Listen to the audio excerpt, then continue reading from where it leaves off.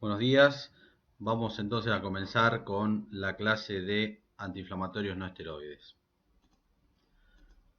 Como ustedes podrán ver en esta diapositiva, la importancia de conocer la farmacología de los antiinflamatorios no esteroides se vuelve muy relevante para la práctica médica, ya que los AINES son uno de los grupos, si no el más importante, de los grupos consumidos a nivel mundial por la población.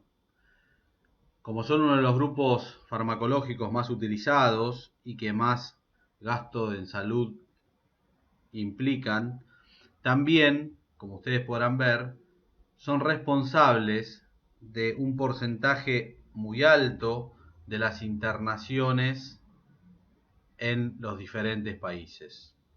Este porcentaje elevado de internaciones relacionadas con los efectos adversos de un AINE, principalmente, como vamos a ver después, están dados por los efectos adversos más comunes de los AINES, que son a nivel gastrointestinal y renal. Por lo tanto, conocer la farmacología de los AINES es muy relevante independientemente de la especialidad que ustedes vayan a hacer. La otra característica particular que tienen los AINES es que, si bien hoy en día son la principal arma terapéutica para el dolor, ya como podrán ver en la diapositiva, hace muchísimos años atrás, Hipócrates trataba el dolor en los niños con algo que era una poción, una fórmula a base de corteza del sauce. Y la corteza del sauce no tiene más que ácido salicílico en su componente. Por lo tanto, fíjense que ya hace muchísimos años Hipócrates trataba el dolor y la fiebre con ácido salicílico, que es uno de los AINES que también hoy más se utilizan. Posteriormente, a lo largo de los años, se logra descubrir y sintetizar la fórmula. Hoffman, que fue uno de los fundadores del laboratorio Roche en el siglo XIX, sintetiza el ácido acetil salicílico, la clásica aspirina, que posteriormente también en el siglo XIX Bayer la introduce en el mercado. A partir de ahí comienza la historia de los antiinflamatorios no esteroides. Recién en el siglo XX, en la década del 60, se empiezan a descubrir los mecanismos que generaban las propiedades antiinflamatorias y el mecanismo de acción específico sobre las prostaglandinas de los AINES. Por lo tanto, ya a esa altura conocíamos cuál era el mecanismo de acción íntimo del antiinflamatorio no esteroide, tanto en sus propiedades antiinflamatorias, analgésicas y antifebriles. En el 90, Masferrer descubre que hay más de una isoforma de la ciclooxigenasa 2, que vamos a ver después que está implicada en el mecanismo inflamatorio y es el sitio de acción de los antiinflamatorios no esteroides. En este momento, cuando aparece la ciclooxigenasa 2, parecía que cambiaba un poco la historia de la tolerancia, sobre todo a nivel de efecto adverso de los AINES, pero como vamos a ver posteriormente, se vio que la COX-2 también cumplía funciones fisiológicas muy importantes, por lo tanto, dejó de ser un target específico para el tratamiento de la inflamación y pasó a ser un conocimiento interesante desde el punto de vista farmacológico, pero ya no desde el punto de vista terapéutico una ventaja clara. Aquí tenemos un pequeño esquema de lo que sería una membrana con los fosfolípidos de membrana, como ven aquí, los fosfolípidos de membrana. Tenemos la ciclooxigenasa, que es una enzima de membrana con dos partes, una parte ciclooxigenasa y una peroxidasa. Cuando nosotros tenemos en la membrana la fosfolipasa A2, cuando hay algún estímulo inflamatorio, ya sea por citoquinas, por polisacáridos o cualquier otro estímulo inflamatorio, va a estimular la fosfolipasa A2. La fosfolipasa A2 va a liberar ácido araquidónico desde los fosfolípidos de membrana y la ciclooxigenasa va a tomar moléculas de oxígeno junto con el ácido araquidónico que, pasando por la ciclooxigenasa, van a formar dos compuestos. Primero, un compuesto inestable, que es la prostaglandina G2, muy inestable, de una vida media muy corta, y posteriormente la peroxidasa va a transformar esta prostaglandina G2 en prostaglandina H2, también otra sustancia inestable de corta vida media. Esta prostaglandina H2 luego va a ser tomada por diferentes prostaglandinas sintetasas, según el tejido que estemos hablando. Puede ser sintetasas de prostaciclina, que es prostaglandina I2, como puede ser, por ejemplo, el endotelio, o pueden ser tromboxano sintetasas, como pueden ser las plaquetas para producir tromboxano A2. Y a partir de estas prostaglandinas sintetasas se van a generar las diferentes subtipos de prostaglandinas que tenemos fisiológicamente cumpliendo función en nuestro organismo. Esta ciclooxigenasa, fundamental para la producción de inflamación, vamos a ver que es el lugar donde se van a unir los AINES y van a generar su acción bloqueando esta ciclooxigenasa. La estructura de la ciclooxigenasa obviamente es más más compleja y más completa de lo que hemos mostrado en el gráfico anterior. Y yendo específicamente a la ciclooxigenasa, hoy sabemos que hay por lo menos 3, pero hay 2 que son las más importantes en la función inflamatoria. Tenemos la ciclooxigenasa 1 y la ciclooxigenasa 2.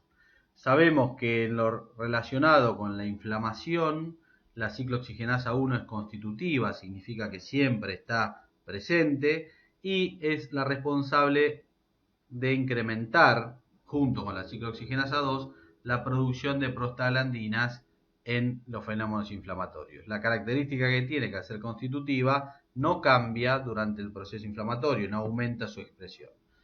La ciclooxigenasa 2 también está altamente relacionada y íntimamente relacionada con la producción de fenómenos inflamatorios por la producción de prostaglandinas, pero es inducida. ¿Qué significa esto? No está permanentemente presente en grandes concentraciones, sino que ante la presencia de fenómenos inflamatorios se induce la formación de ciclooxigenasa 2, se inducen los genes, se induce la producción de esta proteína, esta enzima, y por lo tanto lo que termina pasando es que la ciclooxigenasa 2 se ve más expresada y es la principal productora de prostaglandinas también en el proceso inflamatorio. Por otro lado, en otros órganos, en el tracto gastrointestinal, la ciclooxigenasa es constitutiva y fundamentalmente está relacionada con la protección de la mucosa gastroduodenal. Por eso vamos a ver que, ya que la ciclooxigenasa 1 es la responsable de producir las prostaglandinas que protegen la mucosa gastrointestinal o gastroduodenal sobre todo, vamos a ver que la inhibición de esta ciclooxigenasa va a ser la responsable del daño gastroduodenal, la úlcera y la gastritis con hemorragia digestiva, que son los efectos adversos más importantes.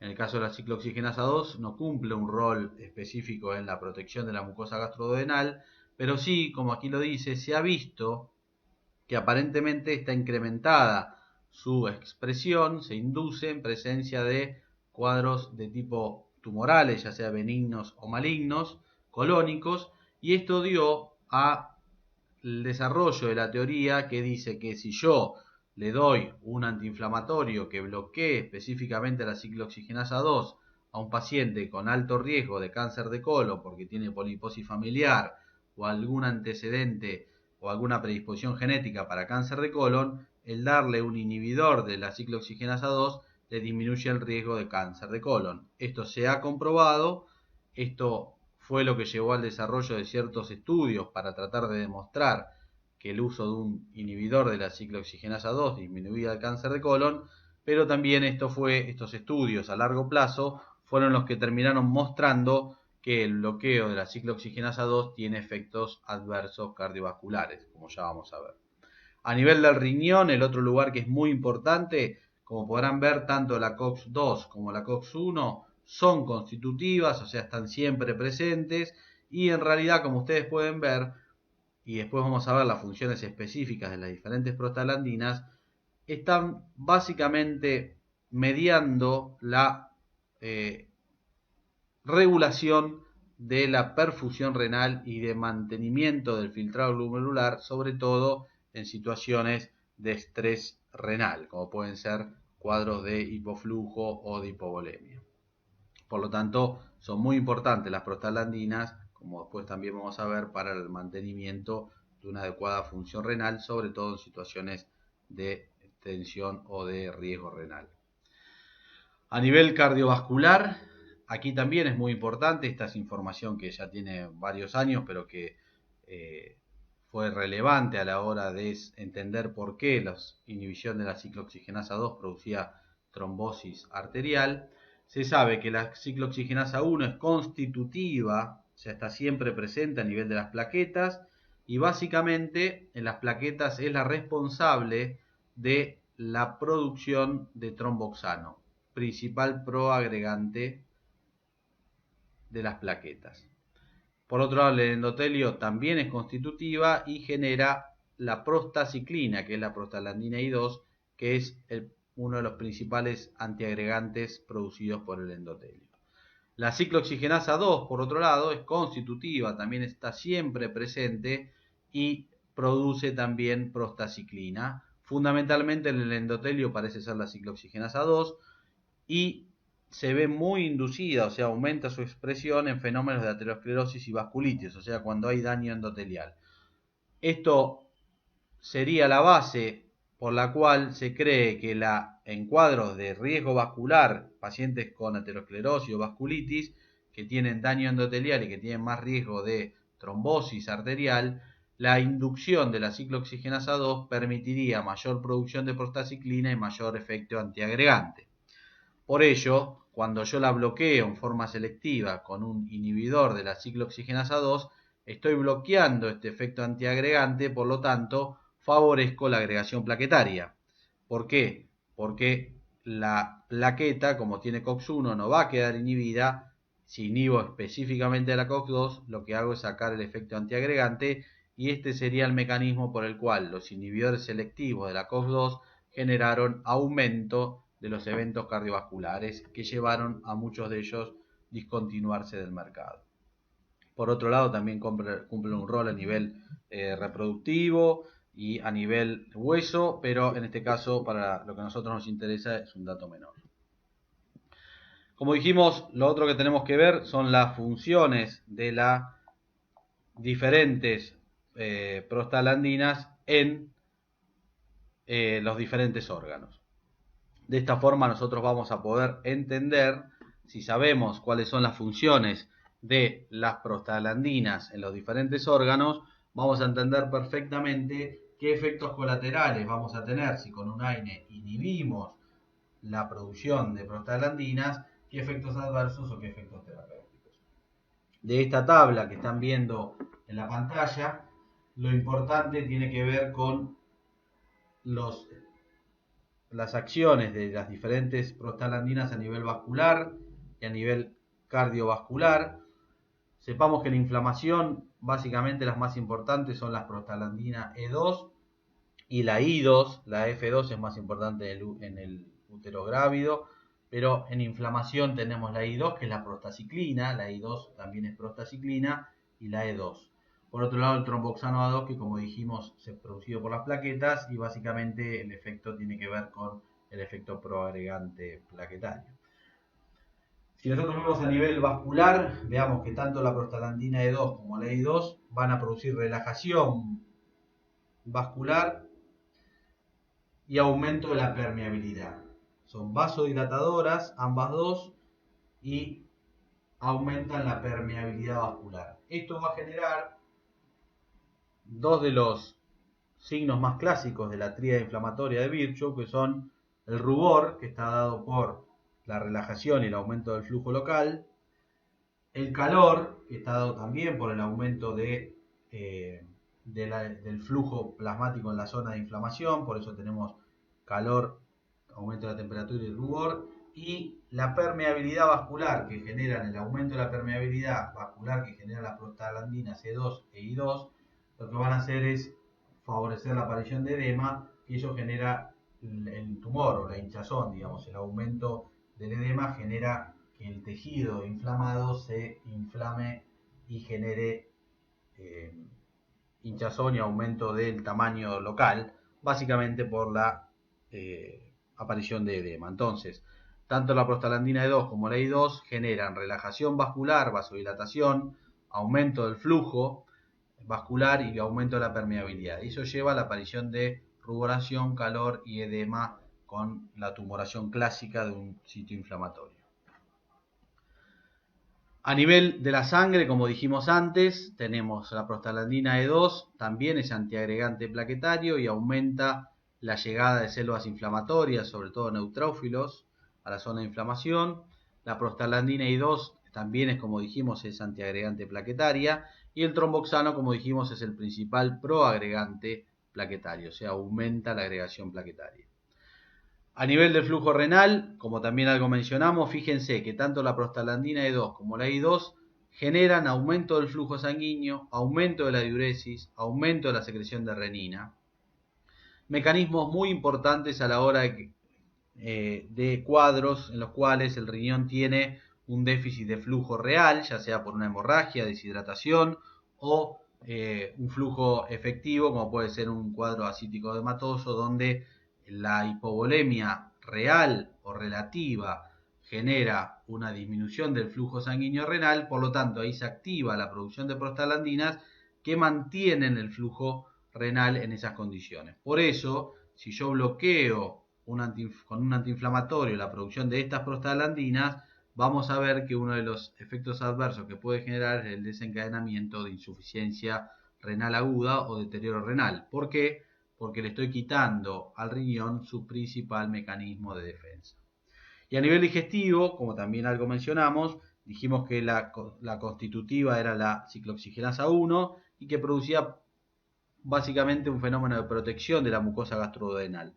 ¿Por qué? Básicamente, como ustedes pueden ver, la prostaglandina E2 disminuye la producción de ácido clorhídrico, por lo tanto disminuye la posibilidad de que el ácido dañe la mucosa, aumenta la producción de moco, el moco protege, es una capa que protege a la mucosa de la acción del ácido, aumenta la secreción de líquidos y el flujo en la mucosa, por lo tanto el poco ácido o los pocos protones que atraviesan la mucosa rápidamente son limpiados por el aumento del flujo local, por lo tanto son todos mecanismos, la disminución de la producción ácida, el aumento de la producción de moco y el aumento del flujo de la mucosa, son todos mecanismos de protección que se generan con la producción de prostaglandina E2.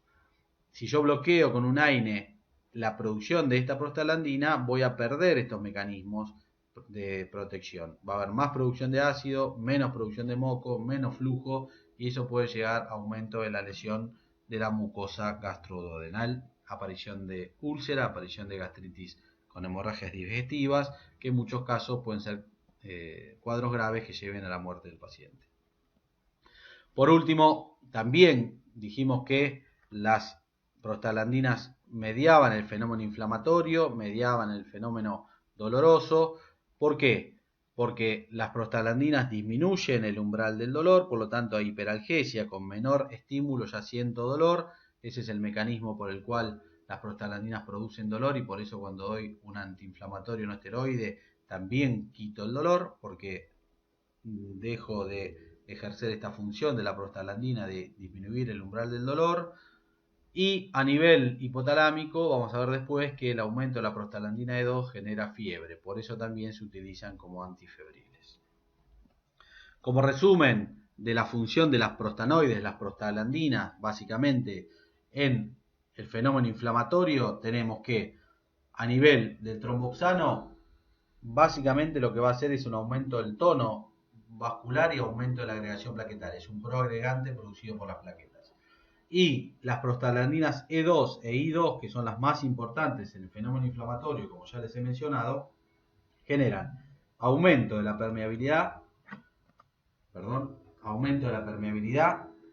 Este aumento de la permeabilidad genera edema, por eso la zona inflamada se encuentra con mayor tumoración, aumenta, digamos, el edema y esto genera mayor crecimiento de la zona de inflamación. Reducen el tono microvascular, por lo tanto, producen vasodilatación. Esto genera aumento de la temperatura local y tumoración por aumento del flujo local. Y a nivel del dolor generan hiperalgesia, ¿sí?, con aumento del dolor, que puede ser en el caso de la prostaglandina E2 un dolor más duradero y en la I2 uno más intenso y corto. Y a nivel de las células inflamatorias producen quimiotaxis, o sea, estimulan mediante fenómenos de llamado de moléculas de adhesión, generación de moléculas de adhesión y otros mecanismos, generan atracción de células inflamatorias a la zona inflamada, la zona donde estuvo la noxa inflamatoria. Por lo tanto, esta quimiocinesis, este movimiento de células inflamatorias, favorece a que se potencie el fenómeno inflamatorio, ya que las células inflamatorias van a liberar citoquinas y otros mediadores inflamatorios que potencian y retroalimentan el fenómeno inflamatorio agudo. Hasta aquí entonces vamos viendo cuáles son las funciones fisiológicas de la ciclooxigenasa, de los fenómenos inflamatorios y las prostaglandinas en su rol en los diferentes fenómenos inflamatorios y en la protección de diferentes órganos. Ahora, ¿cómo actúan los antiinflamatorios no esteroides? Los antiinflamatorios no esteroides básicamente, como dije anteriormente, van a bloquear la ciclooxigenasa. Teníamos dos isoenzimas fundamentales en la inflamación, la ciclooxigenasa 1, y este es un pequeño esquema de lo que sería la ciclooxigenasa 1, donde tenemos la entrada del ácido araquidónico. El ácido araquidónico va a ingresar a lo que se llama el canal hidrofóbico de la ciclooxigenasa a través de la unión a ciertos residuos aminoácidos, no importa. Esta ciclooxigenasa va a generar prostaglandina G2 muy inestable, que va a ser tomada por la peroxidasa a producir la otra prostaglandina inestable, que es la H2, que rápidamente es tomada por las sintetasas para producir los diferentes subtipos de prostaglandinas. Los AINES van a bloquear, como vemos aquí, esta ciclooxigenasa. En el caso de la ciclooxigenasa 1, es diferente la estructura de la ciclooxigenasa 2 y por eso podemos tener drogas que son selectivas de la 1 y otras que bloquean tanto la 1 a la 2, o drogas que son selectivas de la 2. ¿Por qué se produce esto? Básicamente porque la molécula de la droga antiinflamatoria tiene que tener la capacidad de bloquear la entrada del ácido araquidónico a este canal hidrofóbico. En el caso de los AINES que bloquean a la COX-1, que tienen esa capacidad, tienen un tamaño molecular que les permite ingresar y unirse a los residuos aminoácidos para bloquear perfectamente la entrada del canal hidrofóbico. Por su peso molecular esto lo permite. En cambio, las moléculas que son inhibidores selectivos de la COX-2 no van a poder bloquear la ciclooxigenasa 1 porque su tamaño molecular es más grande, por lo tanto no pueden ingresar a la zona del canal hidrofóbico para unirse en forma adecuada a los residuos aminoácidos y bloquearlo. Entonces yo puedo bloquear en forma selectiva la ciclooxigenasa 1, sí, como podría con moléculas que tengan un tamaño molecular lo suficientemente pequeño como para ingresar al canal hidrofóbico y bloquearlo.